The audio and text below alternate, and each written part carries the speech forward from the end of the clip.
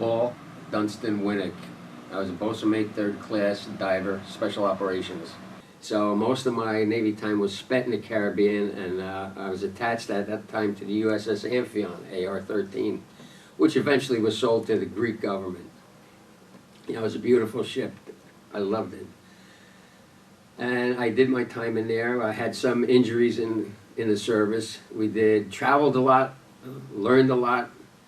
But every time I came back to this country and I saw the horizon coming up, seeing the United States, it gave me goosebumps in my heart, saying that is my country. People have no idea what the rest of the world is like if they don't travel. They don't understand what this country really is or what it's all about. You must travel to see and get down on your hands and knees and thank God that you live in this country. What happened was I went in as a 2-year Navy Reserve. Let me just backtrack over. I went in as a 2-year Navy Reserve. When I got accepted to the diving school, I was called into the personnel office. They says, handed me some papers. They says, "What's this?" They says, "This is your re-enlistment papers. Now you have to re-enlist as a regular Navy." I said, because they're not going to do all this training, spend all this money on you, and let you go away in 2 years. So I had to re-up for several more years, which I understood, and I really didn't care. I enjoyed it. So I signed up, and I stayed, 4 more years in the service. Well, being a diver, when diving jobs came up, I rode submarines, aircraft carriers, worked on, in, and under aircraft carriers, all the ships, ammo ships. I remember there was USS Antares one time. It was, I think it was a freight ship. It was coming through Chesapeake Bay, and all of a sudden it was smoking, and the ship, the whole side of it was all black, it was all burnt, it was on fire. And we got called out to go to the ship. And all of a sudden we went to the USS Antares, and they just about had the fire out, and the ship, they were flooding the compartments with it. And I said, what are we going to do? So then all of a sudden we had to dive down into the holes where all this cargo was. And we put pumps down there. We just had to sit on the nozzles while they were pumping the water out. And you had all this debris floating around you. It was just something unbelievable. Submarines, one time I had to work in what's known as a shaft alley. Inside the submarine, where there's a shaft housing that goes out to the propeller, we had to change a packing gland. First we had to take the screw off, which is the propeller. We had to take that off. And the way you do that, you take the first covering off, then you wrap detonation cord, explosives, around the shaft. Then you wrap rope around that, and then you swim away, set the charge. This is after you loosen all the nuts and bolts on the propeller, and it inches the propeller back.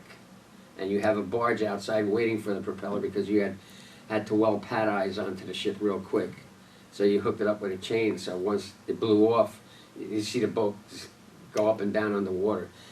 But to change the packing gland, if you pull the packing gland from the outside of the ship and let water inside the ship, which is shaft alley, which is a room, it's a narrow room, and the shaft sits down in the gully.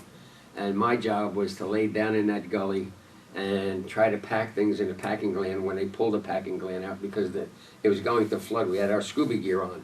They sealed the door, and the room would, supposedly, if we took too long, the room would flood. So we had the scuba gear. So we got the packing gland off, water came in, it didn't go above my waist, so I was very fortunate. And then it's the first time I knew I wasn't claustrophobic. That's the second time. The first time I knew I wasn't claustrophobic is when they tied my deep sea helmet on me. Now I'm sitting there, I was about 150 pounds, and I had about 200 pounds of gear on me. And it's not like in the movies, you see the guy get up with his deep sea gear and walk around. They tap you on the head, and there's 2 sailors alongside you to help you get up. The shoes each weighed 27 pounds. The helmet was like around 80 pounds. You had a 98-pound weight belt on you. And you shuffled with these 2 guys to a platform that you stood on. They put you in the water. And then, your shoulders are killing you because it's sitting right on the bones of your shoulders. And then all of a sudden you get into the water, and the pressure comes right up. And it takes the weight off your shoulders.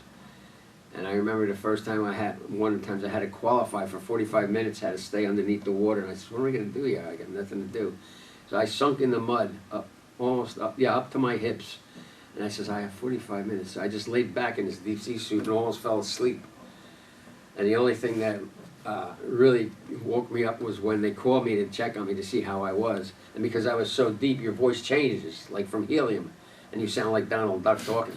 And I started laughing inside the helmet, and they told me to calm down. They thought something was the matter with me. It was hysterical. Every time I spoke, I sounded like Donald Duck. But one of the things I says now, I was thinking about different things. I'm laying back here in the mud in this deep sea suit. I'm saying all the guys I hung around with in high school, I wonder what they're. I says, nobody's doing what I'm doing. Yeah, this is so different. You know, and I remember the first time I came home on a long leave.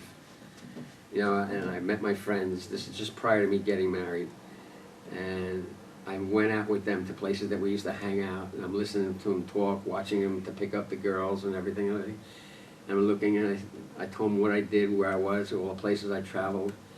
And within the first 20 minutes, I says, I don't belong here anymore. I'm not with these boys. And that's when I knew my life was changing. I was a man, I had some experience, and I was never going to be hanging around with these guys again.